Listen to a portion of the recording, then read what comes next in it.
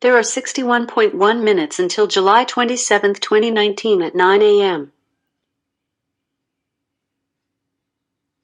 In preparation for what I am about to do, I found this to be very helpful, and I'm going to play it for you. Sorry, I don't know that. I have a talisman when you enter into, shamanistic practices. In shamanistic practices, when you enter into another realm, you can carry a talisman.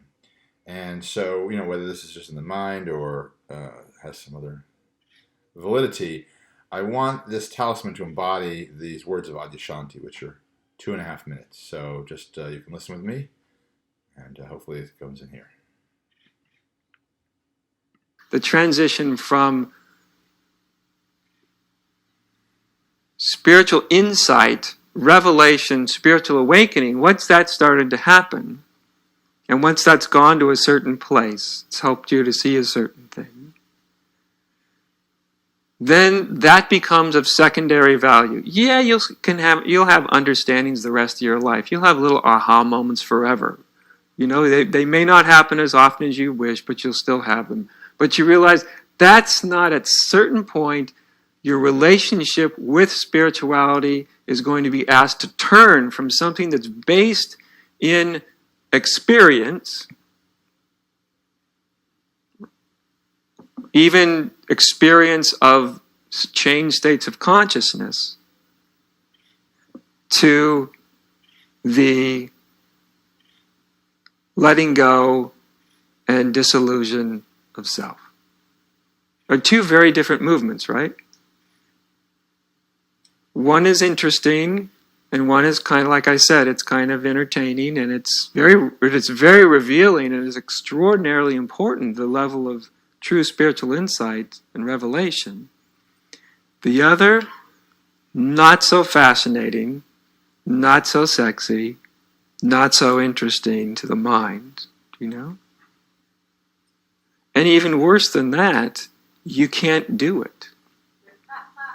You can't do it. So, again, it's kind of like thought thinking how not to think.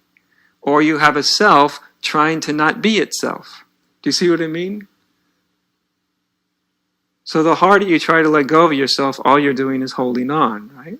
So it's not about something you do, it's something that you sort of consciously begin to join and agree to.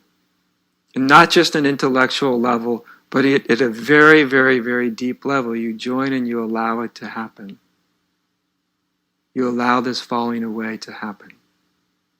You don't do it. You don't know how to do it. No one can know how to do it. But it happens nonetheless. All you have to do is allow it to happen.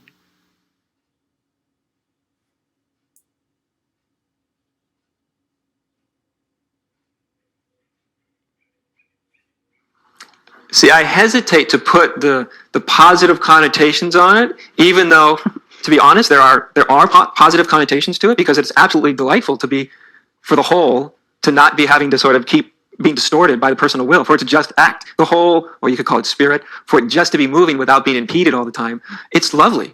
But I hesitate to give it too much spirit or positive connotations, because then the mind, the egoic will goes, ooh, I'd like that. Mm-hmm. You see, and then it gets attached to the good part. But of course it's one feels it, right? When this wholeness is just moving and operating very spontaneously.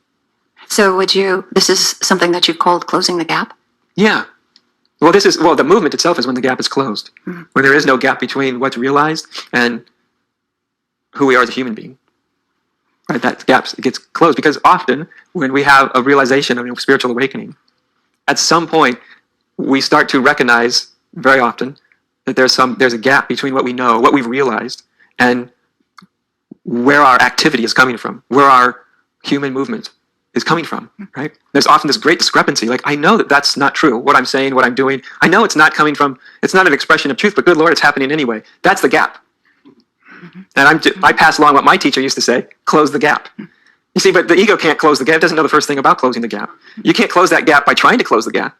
The gap closes by itself when you see what's creating the gap. What's creating the gap is always very simple. although its expression may be quite varied, it's always some version of what I want, what I don't want. That creates a gap. Or as one old Zen master said, one thought sets heaven and earth infinitely apart. I would add one thought believed. Just the passing of a thought, no problem. The believing of a thought, big problem. Thank you. You're welcome. Yeah. Hard to really get across is the more subtle version, where the more subtle movement of this sort of dropping away of the personal will is in many ways the most powerful, even though it's it's experienced as something quite subtle. And that's the hardest thing to get across is you start to run up against almost these archetypal patterns of holding.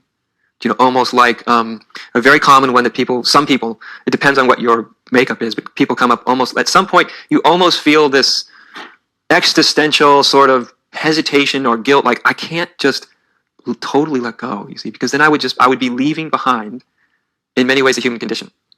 And I'd be leaving everybody in it behind. My loved ones, my mate, my children, everybody, I'm going to be, and I don't mean you're going to be leaving them behind as a human being. Of course, you're going to still be standing there just like you were before. But internally, when you realize you're leaving behind, and there's this archetypal, for a lot of people, sort of pull, that it's like a taboo.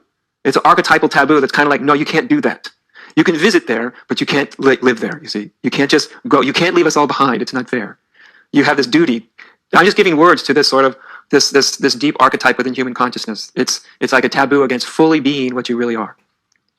Often people will bump into that. This is something on a bit more subtle level. There are other sort of deep, what I think of as almost archetypal patterns because they're so common, and yet they're quite subtle that when you run up against them, you're actually quite surprised. These seemingly really good arguments why you can't fully let go. Like, yeah, but we're destroying everything. You see, we're destroying the earth and we're killing each other and there's starving babies all over the world and you can't just totally let go. See? Seems like a good argument, huh? You can't just let go and let them all die and starve. And of course, that's not what's being asked for. You're not being asked to just let them starve and die and fend for themselves. What you're being asked for is to let go. The outcome of that is completely unknown. You can't know what you will be doing once you've let go. And that's the hard part for the mind. The mind wants to know, yeah, I can let go into this place beyond my personal will if I just knew what it would be like. The problem is you can't know what it will be like until you're already there. You see what I mean? So again, the only thing you have to rely on is this irrational impulse, which is this impulse that's deeper than something that's you-centered or even us-centered. It's deeper than that. You're pulled to it for reasons that you don't know. In retrospect, you look back and go, why did I ever hesitate for 1 second? Why did I ever think that me staying in the egoic consciousness was somehow going to help humanity? Why did I even hesitate for a split second? But that's in 2020 hindsight. When you're there feeling the tug of the archetype against being what you fully are completely, it doesn't seem that obvious at all. Okay, we'll leave it there. I've gotta go. I will be back, perhaps